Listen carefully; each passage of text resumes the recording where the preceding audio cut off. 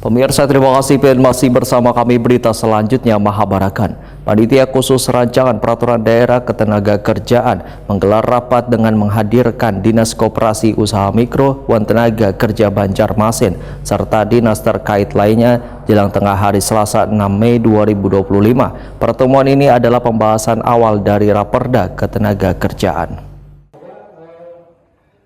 Panitia khusus rancangan peraturan daerah ketenagakerjaan menggelar rapat dengan menghadirkan Dinas Koperasi Usaha Mikro dan Tenaga Kerja Banjarmasin serta dinas terkait lainnya jelang tengah hari Selasa 6 Mei 2025.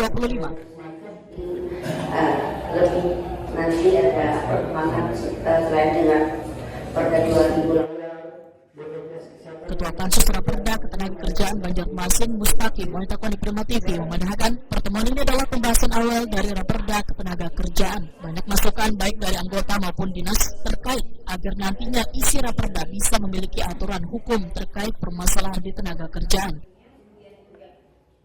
Politisi Partai Nasdem ini pun menyatakan sebelum dilakukan pembahasan lebih lanjut maka anggota pansus bersama dinas terkait akan melakukan studi banding terlebih dahulu untuk mengetahui penerapan aturan dari Raperda ini di daerah lain.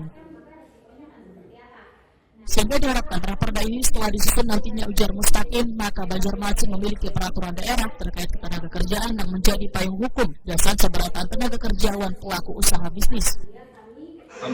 Pembahasan awal dari rancangan daerah tenaga kerjaan, karena kita tahu sendiri kan sekarang lagi marak-maraknya juga tentang ketenaga kerjaan, tidak hanya di Banjarmasin saja tapi juga di seluruh Indonesia. Nah, jadi belum berharap nanti ketika draft ini sudah kita susun, kita sudah melaksanakan kunjungan dan studi kelayakan juga, kita bisa memiliki perundangan yang mantap dan kiranya bisa menjadi payung aman untuk seluruh pekerja dan juga pelaku usaha bisnis di Kota Banjarmasin. Jadi kita maju pada provinsi dan daerah-daerah di Indonesia yang sudah rampung, yang sudah amat bagus untuk bisa kita tiru bagaimana peraturan daerah mengenai ketenaga kerjaan di kota tersebut. Karena sudah ada beberapa juga di daerah seperti contohnya di Jawa Timur itu peraturannya sudah cukup bagus, kemudian juga di Bali, kemudian juga sekarang digodok ada di Tangerang Selatan, juga di Bekasi. Nah, jadi mudah-mudahan yang bisa di daerah lain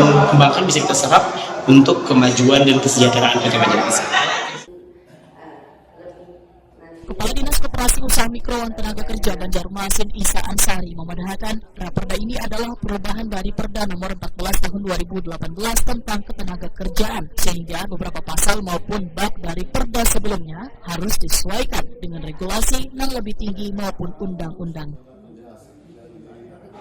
Mungkin untuk hal yang dibahas, misalnya tentang perlindungan, kenyamanan, misalnya kemudian fasilitas disabilitas, kemudian ada beberapa lagi yang perlu sebenarnya bagi perlindungan bagi tenaga kerja kita.